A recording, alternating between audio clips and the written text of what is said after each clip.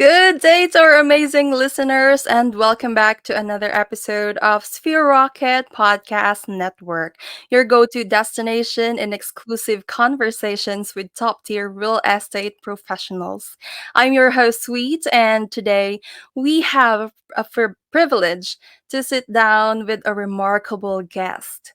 Not only has an array of titles, and also the host of Living in Colorado. So make sure to check that podcast on YouTube. And he is also have an impressive array of titles. Of course, he is the CEO of IHGEXP, an icon agent, a mentor, a real estate fanatic, an Air Force veteran, an IHG consulting expert, and a coach.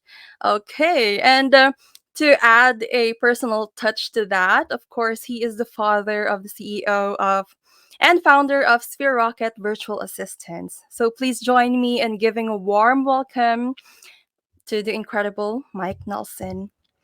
Hi, Sir Mike. Hey, how are you? Thanks for the very kind introduction. It was appreciated.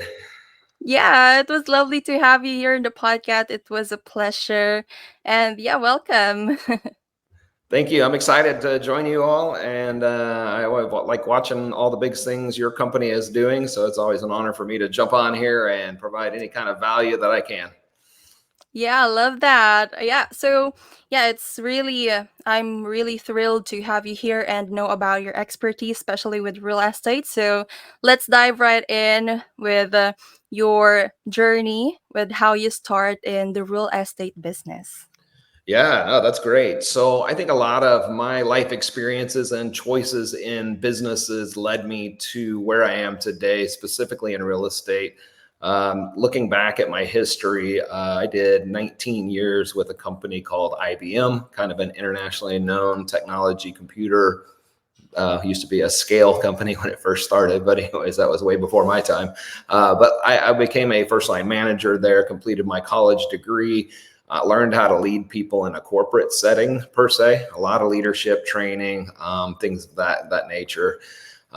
Simultaneously, I was doing the Air Force Reserves or the Air National Guard, which is kind of part-time military duty, though it can spin up to full-time duty as necessary and as the nation requires, if you will.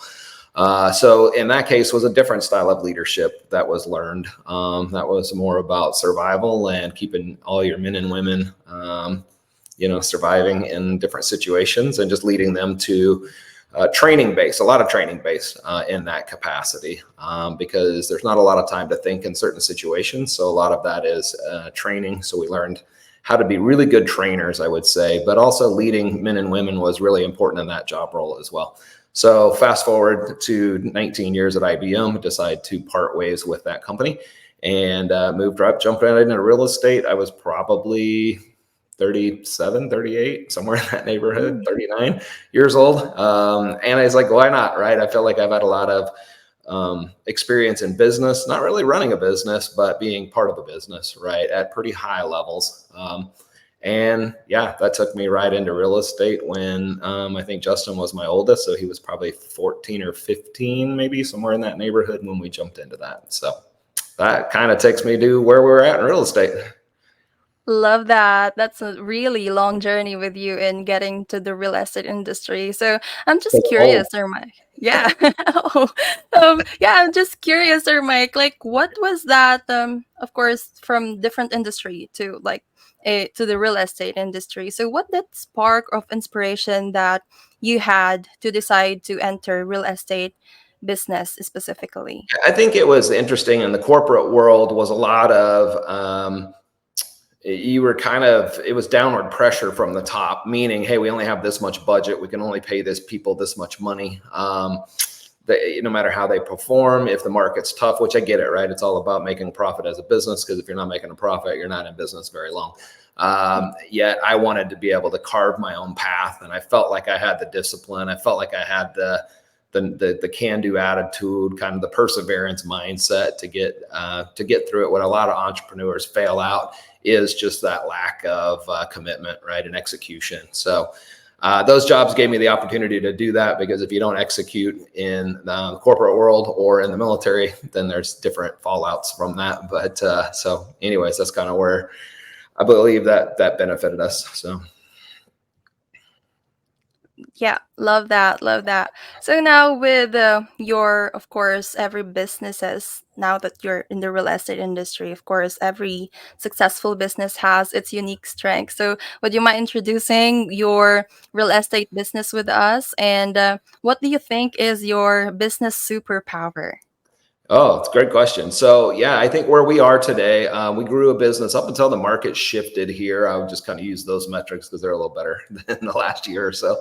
But the best year we had was around 200 transactions. I think it was like 208, like 72 million in total volume sold.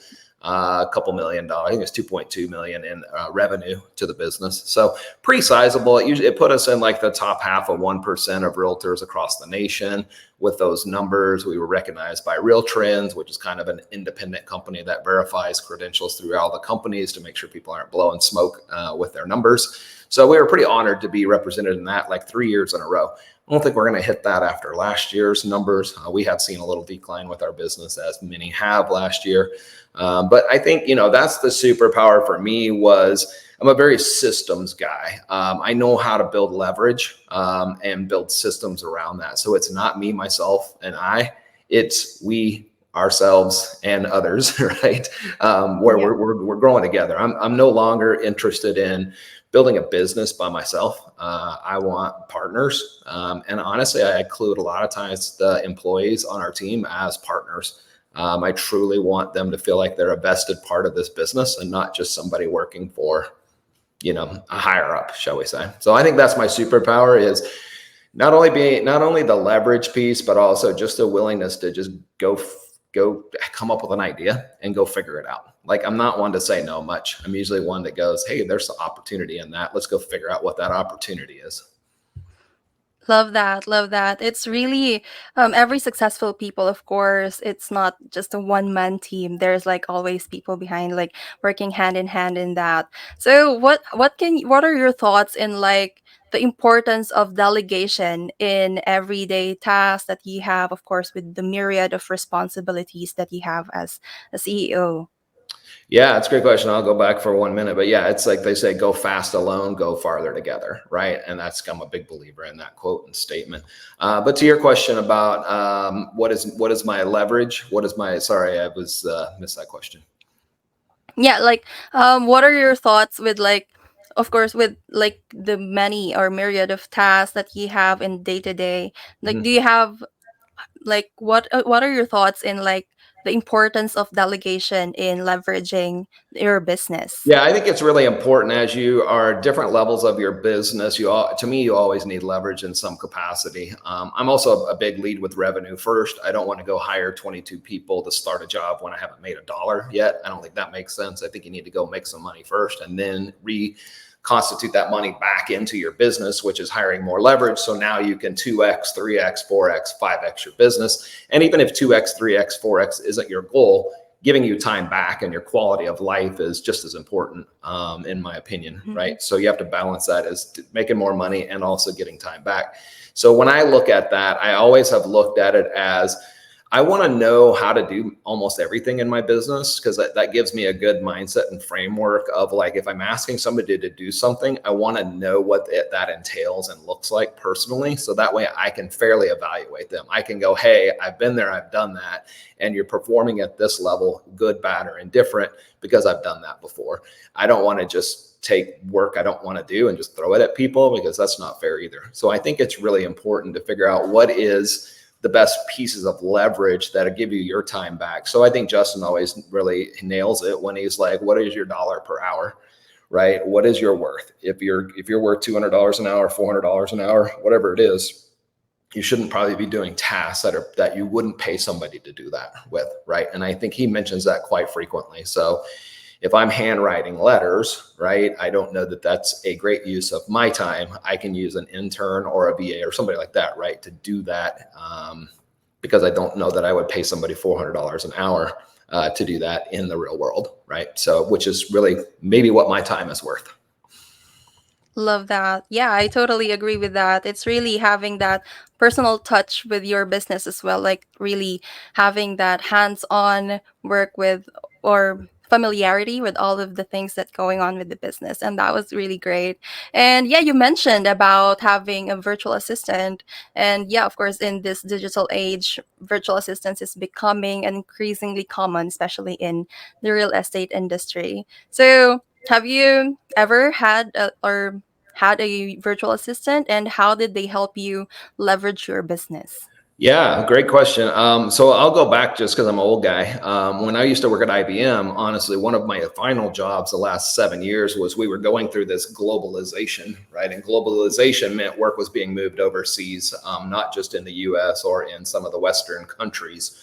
So our job was to take a lot of administrative tasks and document the processes that our US labor force was doing and move those to Malaysia, India, Hungary, some of these other countries that we could basically, give them some business and some opportunity and grow their economies, shall we say, and grow their skill sets and do it at a lower cost, right, than what we were paying U.S. labor force here. So I had that background. I never had a vision of running a virtual assistant company, however, but I at least understood what this globalization kind of effect was. And so when Justin had this great idea, I was like, that's a fantastic idea. That's absolutely where the world is going and has been going for a period of time. So for me, I jumped on with him as far as just getting some leverage, because I started to think about like, hey, I can just run my PH online or whatever and try to find these folks. And I'm like, nah, I'm not smart enough to figure out who's scamming me and who who may be submitting false applications and all of this stuff. So I'm like, I don't want to go through that headache. If somebody else already has the system and the process to find me real vetted clients, I don't want to spend my time doing that. I'm willing to pay somebody to do that, which obviously is something SphereRocket provides. And the necessary candidates. So to answer your question, yes, currently we have, I think it's 4 virtual assistants. I call them our international partners as much as I can. I think it's really important to put them as part of your partnership, just like you would be your US-based folks or your agent partners, things like that. Everybody's kind of a partner in my business. So our international team really looks like it's 2. Well, I have a video editor. I have a social media manager. I have a listing manager. And then we just started to spread out into some other states. And so we're providing value to them with some more leverage and some part-time virtual assistant support for social media for their companies and things like that. So I'd say like I have 4.5 virtual assistants right now.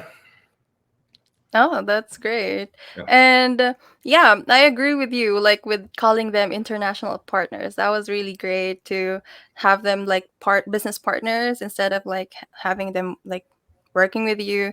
And yeah, I agree to that. And how could you from scale of 1 to 10, how could you rate the experience of having international partners to help you scale your business as of the moment? Oh yeah, I would say it's probably right at that 9-ish is where I'd probably put it, only because I never give anything a 10 because I always think that things can always be improved. Mhm. And I would say, it's been really great for us. And especially, my history from the start was kind of my wife started working for me just because that was really cheap labor because she didn't cost anything to support the business, right? So income coming in and I wasn't having to pay for that service, shall we say. And obviously I had Justin at the time. He was working for the team when we first started, and he was doing a lot of the social media content for us just because he was at a younger age and knew how to do those things a little better than I did. And he had time to study YouTube and figure out like what's all the things that are actually working in today's model. But again, that was like 12 years ago, right? So things have changed since then. But I would say like for us, I started with one US-based main person hire, which was my transaction coordinator, which was documented all my systems and processes. We were also a team that was not just staying and selling real estate in one city. We were going across an entire state. So we had agents across several hundred miles of area covering things. So as we built those systems and processes in-house, that's when we brought an international team in and said, okay, like we've got all the systems and processes filled out. Now I understand moving forward, the international team, each time we create a new department, they are absolutely creating those processes and standard operating procedures. But back then, my comfort level was US based to really get this foundation built strongly. And once we built that foundation, now we could basically train everybody else because it goes back to what I said. I want to do it first so I know what we're doing. and what I'm asking others to do. And now we brought our international team in to say, okay, how do we scale this? How do we grow this? How do we support this? And that's why you see video editor, social media manager, and a listing manager, and basically an executive admin, if you will. So, and each of those obviously are different roles and different lanes and different responsibilities, so, and different expectations. So. Yeah, that's really great. And yeah, as you, of course, as you grow, you also grow your team to, of course, help you with leveraging your business and scaling your business. And as you mentioned earlier, you've reached a lot of achievements when it comes to your business and been recognized for 3 years in a row. And of course, no business journey is without challenges, of course. So can you share to us like the hardest thing that ever happened to you in in your real estate career, and what was the biggest lesson that you have learned from it? Yeah, I think the biggest challenge that we've had was we've been in it for 12, 13 years. We really haven't seen a sizable market shift. And so that was a new experience for me. When you work with the corporate world, you're basically just assuming you have a job every day, show up and get paid. You don't necessarily worry about what the surrounding market does as long as you got a job and you're getting paid. Obviously, you don't control if the market goes bad enough and the company starts letting people go, you might be on that hit list of being let go. I think where I learned it was a lot different is when the market shifted here as the owner, you're kind of have a lot of pressure because your responsibility on how you manage the business impacts everybody. If you don't manage the business to the best that you can, all your international partners will be let go because you don't have any money coming in. Your US based people will be let go. So the pressure is on you to actually figure out solutions to today's problems. If not, you have a lot of families, fairly rightly or not or wrongly, they still bank on you to be able to earn a paycheck, right? And so my decisions impact everybody in the organization, and it's a lot of pressure. And what I learned from that is, we've had some tough months. We've had a tough year and a half with the market being where it's at. I have not let any of our international partners go. We have maintained the current strength of numbers that we've had. In fact, we've even grown by one or two. However, I have had to have some impact on the U.S. labor force, and we have had to let a couple of those go. I think for me, the biggest lesson learned is you have to manage the business to the market. And sometimes that requires making tough decisions, which means letting some people go. And being able to leverage economies of scale, which would be obviously the workforce on the international side, gives us kind of a 4-to-1, right? I mean, we can utilize 4 international people to 1 US labor force person and able to grow and still grow our business and be spending the same or less money. Love that. Yeah, being able to make hard decisions is really one of the best traits of being a leader, of course, and also making decisions for your business. And yeah, and now reflecting on your growth since you've started with the real estate industry, is there something you wish that you had known initially when you still growing your business in when you were still starting? Yeah, I think for me it was a lot of. I think I did a great job of being as a more senior or experienced person in life. I knew to early on to lean into others, like learning from others, and knowledge was key. And so for me, it was really really getting in conversations with people that are just 1 or 2 steps above wherever I was at that moment, and really learning from them instead of learning everything the hard way, learning from them. But you still will, sometimes your ego gets in the way and you'll be like, yeah, I hear what you're saying, but I think we can still do it differently and be better. And we learned that perhaps we should have listened to that wisdom of the others. And so we have been, I think one of the struggles that I have is I'm one of those innovator type people, and my joy comes out of coming up with new ideas, coming up with new processes, coming up with new ingenious things that aren't always the most ingenious. They just feel like they're ingenious at the moment. And so I think for me, I've got a great integrator that actually happens to be a US based hire that's been with us for 6 years. She does a great job of like, hey, let's ask the right questions to make sure that you're not just thinking fun, this is a cool project, but it's actually a project that's sustainable and can actually make money. Yeah, that was really great. I agree to that. And yeah, listening to more experts, sometimes you don't need to learn from your experience, but sometimes you can learn from experience of others as well. And yeah, that was really great. And yeah, with beyond your financial success right now, of course, with your expertise and the success that your business had, so beyond financial success, what drives you to do what you do right now in the real estate industry? It's always sounds cliche, but I'm truly like a servant minded person. I want to see other people succeed. So that's why you see me coach. The gal that works on our team that I would keep referring to for the last 6 years was to help her grow a business. So she now owns a transaction coordinator company in partnership with me, right? So some of these things is just trying to help other people grow for their families and to be able to pour back into investing into properties as employees and purchasing. She was able to get her first home, right, with guidance from what she's learned from the business and the team and things like that. So I think that's really what's important to me is, helping others succeed, yet not everybody wants that to succeed. So that's always the challenge is you can lead the horse to water, but you can't make the horse drink it, right? And so I think that's where I've gotten a little bit better to really dial in on who is talk and who's actually action. If you're action, then let's go and let's run together, because I look at partnerships. If I'm running hard, you got to be running hard. And if you're running hard, I better be running hard, or else we have this opposite pull, and then there's animosity. And if I'm running hard and you're not, then I'm going to not be very happy about that. And I'm going to feel Yeah. like you're not doing what you're supposed to do. And we're going to end up divorcing each other, for lack of better terms, right? And saying this isn't a good partnership because one of us is running harder than the other. There's too much animosity, and that's not a recipe for success.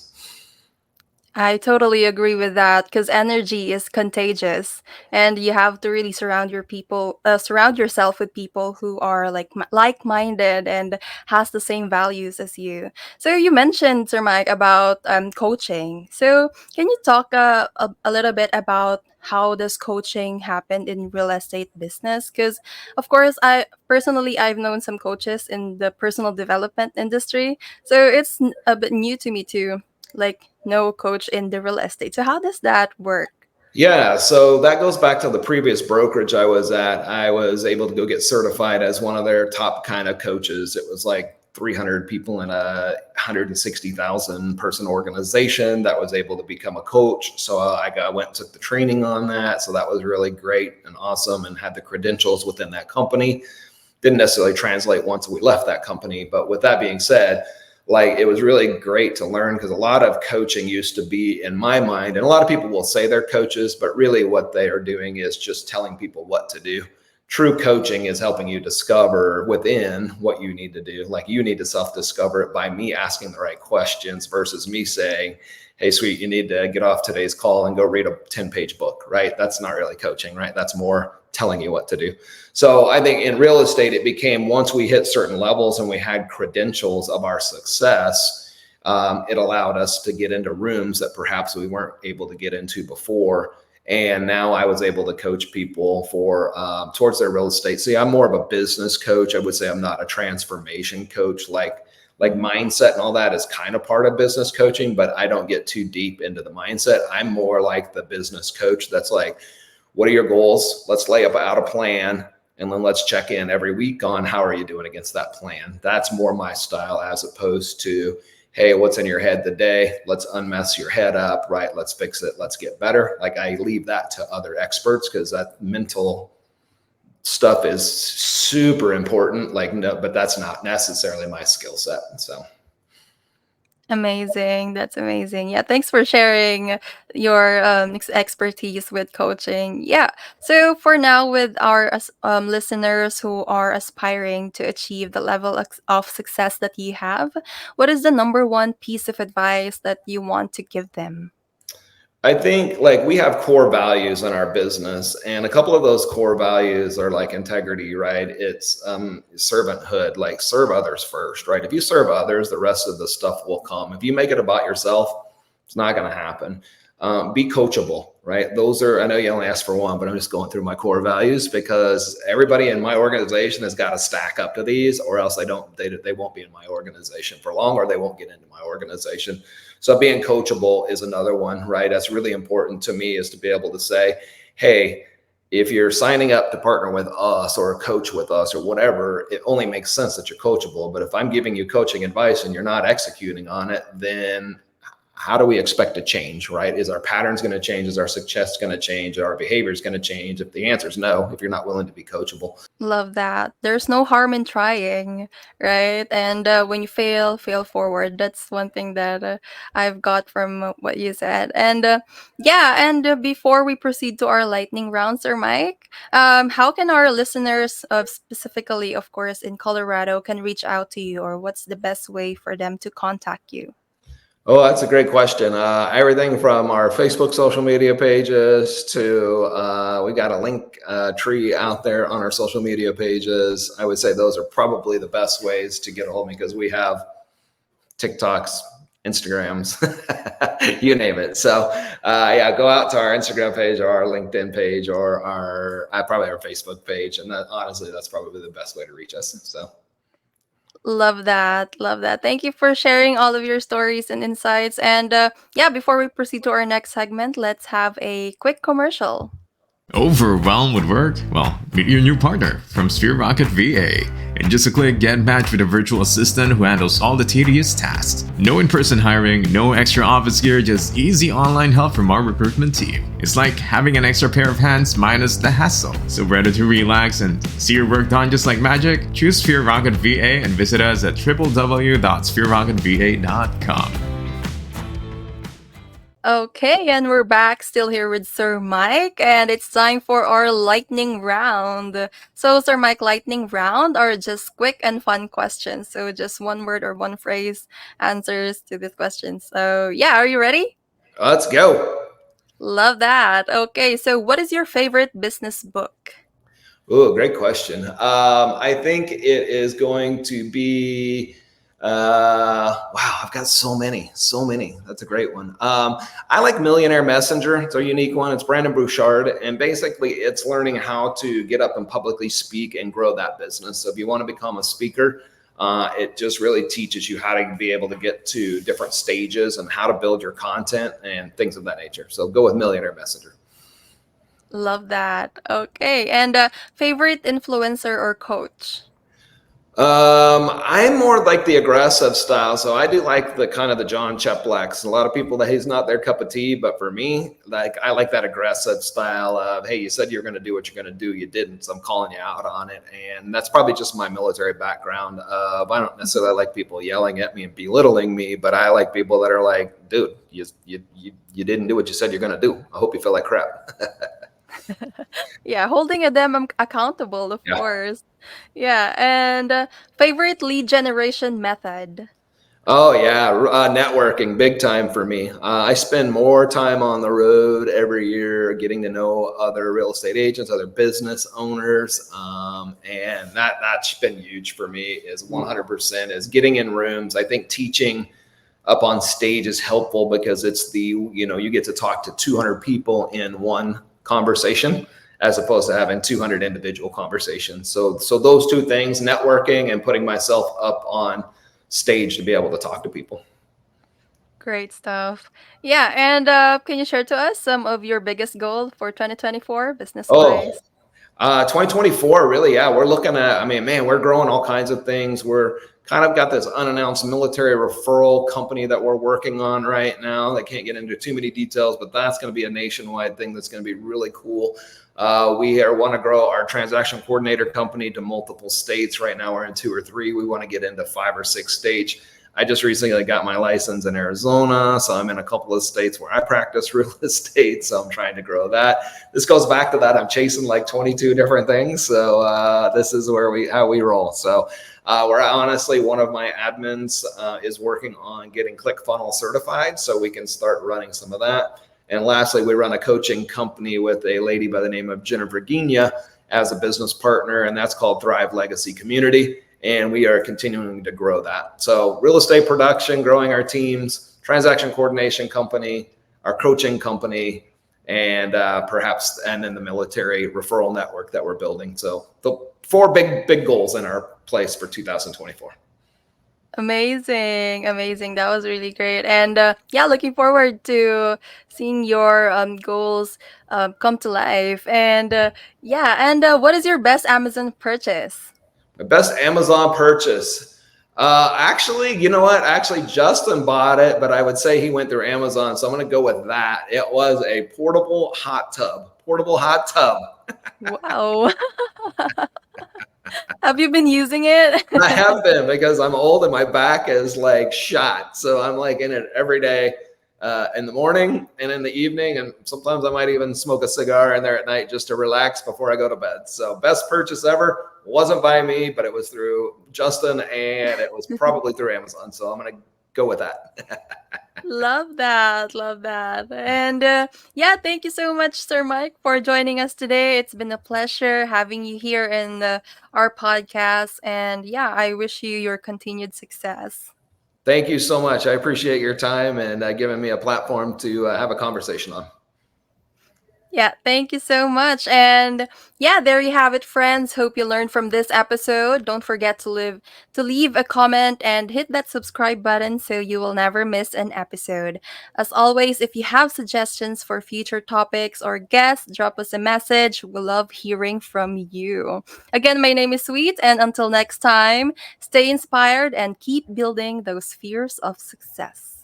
Feeling the difference with Sphere Rocket VA? Tasks are flying off your list, and there's more me time in your day. And guess what? It's all super affordable. Yes, you heard right. Our virtual assistants aren't just amazing at what they do, they're easy on your wallet too. No more stress over emails or schedules. With Sphere Rocket VA, you get your time back and keep your budget happy. Ready for simpler, affordable workdays? Head on over to www.sphererocketva.com. Join us at Sphere Rocket VA, where every day is easy and easy on your budget.